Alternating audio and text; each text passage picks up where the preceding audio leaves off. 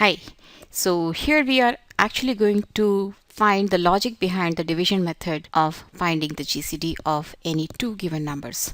So how do we find the GCD of any two given numbers using the long division method? Suppose if we want to find the GCD of two numbers A and B, right? And suppose here A is greater than or equal to B, and B is greater than 0, right?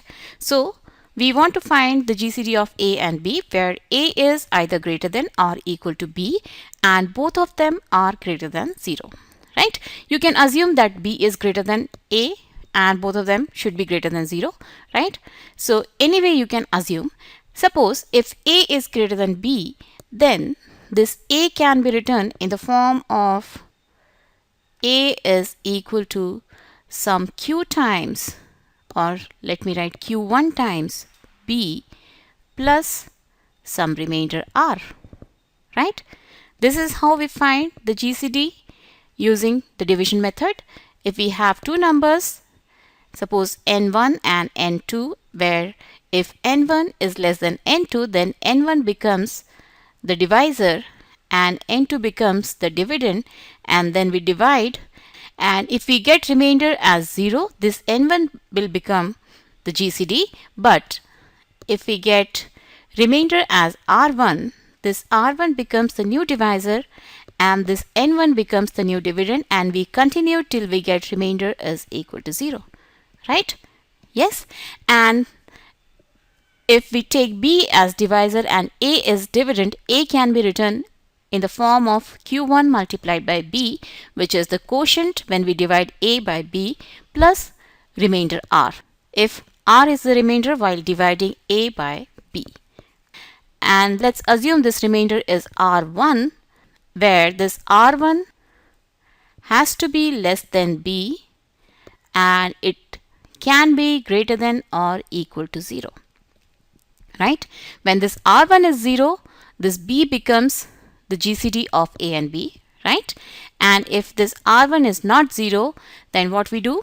Yes, this B becomes the dividend and this R1 becomes the divisor which divides B Q2 times. That means Q2 is the quotient, and then we get R2 as remainder. And then this R1 becomes the dividend, R2 becomes the divisor which divides R1 Q3 times, and we get remainder as R3. And in this case, this R2 will be less than R1 and it can be greater than equal to 0. And in this case, this R3 will be less than R2 and it has to be greater than equal to 0. And when this R3 is 0, then this R2 becomes the GCD, right? Because that time this R2 will divide R1 completely without leaving any remainder. So this R2 will be a factor of R1 and R2 will be the GCD of R1 and R2, right? So we continue this till we get remainder as 0, where Rn is the divisor which divides some remainder Rn minus 1 Qn plus 1 times, right? So in this case, this Rn will be the GCD because this Rn divides Rn minus 1, its previous remainder, the remainder which we get by following this procedure in its previous step, right? So Rn minus 1 will be Qn plus 1 multiplied by Rn plus 0. That means Rn is a factor of Rn minus 1, right? See, here we are getting R1 is equal to Q3 multiplied by R2 plus R3, right? So similarly, the last but one relation will be, here the remainder will be Rn minus 2, n minus second remainder. This will be equal to Qn multiplied by Rn minus 1 plus Rn. And here this Rn will definitely be greater than equal to 0 and it will be less than Rn minus 1, right? So this is the algorithm to find the GCD using division method, and it is also called the Euclidean algorithm, right? But what is the proof? Before going to the proof of this algorithm, let me shift this towards the left so that we get some space to write.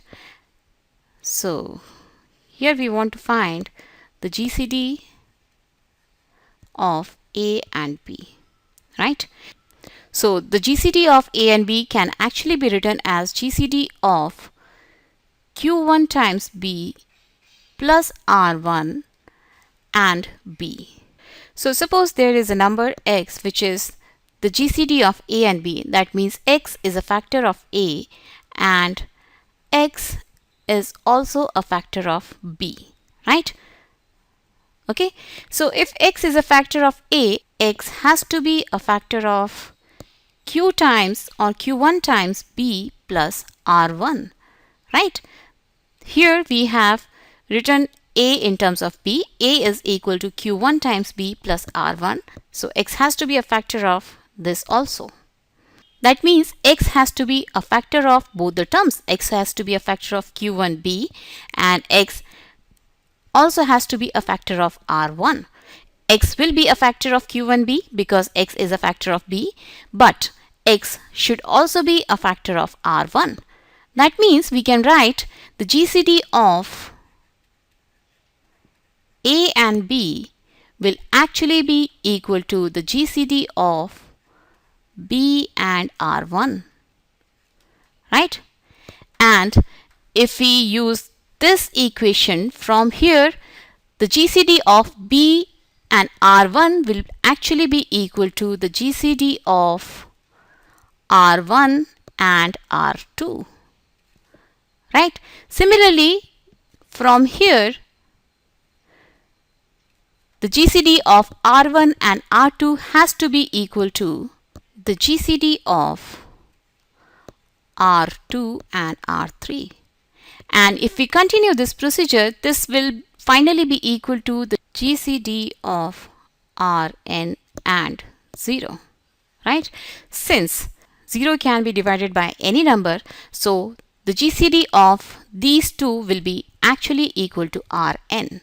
And this is what is the reason behind the Euclid's algorithm.